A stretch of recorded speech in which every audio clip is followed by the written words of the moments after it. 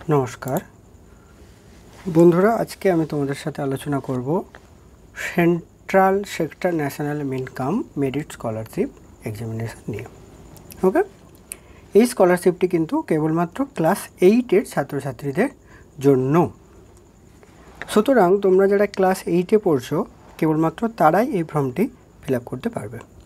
এর সাথে একটু সংশোধন করে আরও বলে রাখি যে ক্লাস 8 এর সকল ছাত্রছাত্রীরাই যেই পরীক্ষা দিতে পারবে তা কিন্তু নয়।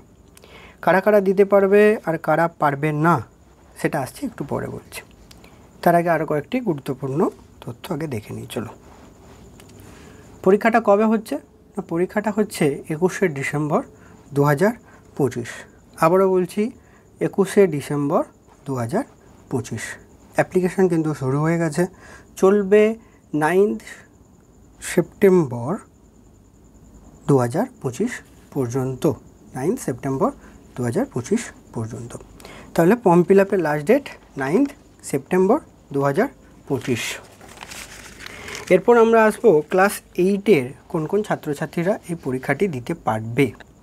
চলো প্রথমেই দেখে নিই তোমাদের যে পরীক্ষা হয়েছিল ক্লাস 7 থেকে 8 এ ওঠার যে ফাইনাল পরীক্ষা হয়েছিল তাতে ন্যূনতম 55% নম্বর পেয়ে পাস করতে হবে। তাই দেখো আছে student of class 8 who score 55% of above marks. আচ্ছা, আর যারা এসসি এসটি বা ওই ডিসেবল ক্যান্ডিডেট আছো তাদের 50% নাম্বার পেয়ে পাস করলেও চলবে। চলো নেক্সট কি কন্ডিশন আছে না, তোমাদের ফ্যামিলি ইনকাম বাৎসরিক 3,50,000 টাকার মধ্যে হতে হবে। এরকম ফ্যামিলি ইনকাম বাৎসরিক 3,50,000 টাকার মধ্যে হতে হবে। তোমাদের যাদের বাবা মা উভয়ে কোনো সরকারি বেসরকারি বা আধা সরকারি প্রতিষ্ঠানে চাকরি করেন তাহলে তাদের ওই অফিস থেকে একটি এমপ্লয়ার সার্টিফিকেট নিতে হবে। কী হচ্ছে তাহলে তোমাদের যাদের বাবা মা সরকারি বেসরকারি বা আধা সরকারি অফিসে চাকরি করেন তাদের তাহলে কী করতে হবে, অফিস থেকে একটি এমপ্লয়ার সার্টিফিকেট নিতে হবে যার কিন্তু ডিউরেশনটা হবে 1/4/2024 থেকে 31/3/2025 পর্যন্ত। ভালো করে দেখলে মানে অ্যাকচুয়ালি কি যে ডিউরেশনটা কত না ওই 24-25 ফিনান্সিয়াল ইয়ারের তাদের কিন্তু এমপ্লয়ার সার্টিফিকেট লাগবে।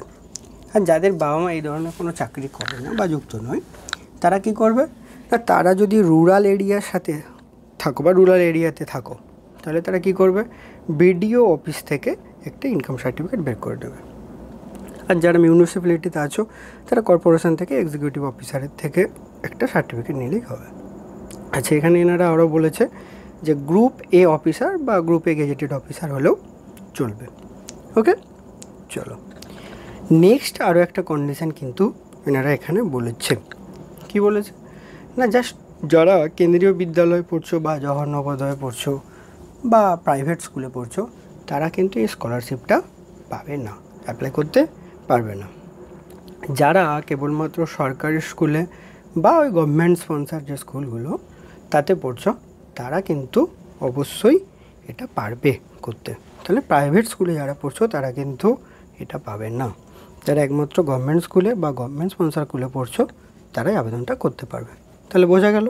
আমি আরও একবার বলছি তাহলে কারা আবেদন করতে পারবে, কী কী কন্ডিশান না, প্রথমত এইটা ফিল আপ করতে গেলে ক্লাস 8-এ পড়তে হবে, প্রথমত ক্লাস 8 হতে হবে। দ্বিতীয় কি ক্লাস 7-এ 55% মার্কস পেয়ে পাস করতে হবে আর ওদের জন্য 50%। আচ্ছা নেক্সট কি ফ্যামিলি ইনকাম 3,50,000 টাকার কম হতে হবে বাৎসরিক।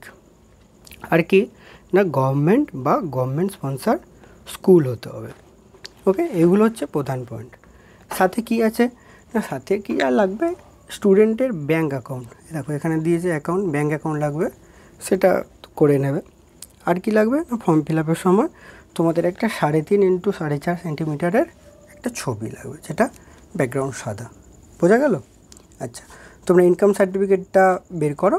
নেক্সট ফর্ম ফিল আপের ভিডিও আমি পরবর্তী একটি ভিডিওতে তোমাদের দেখাবো। ওকে ধন্যবাদ, সবাই ভালো থাকবে।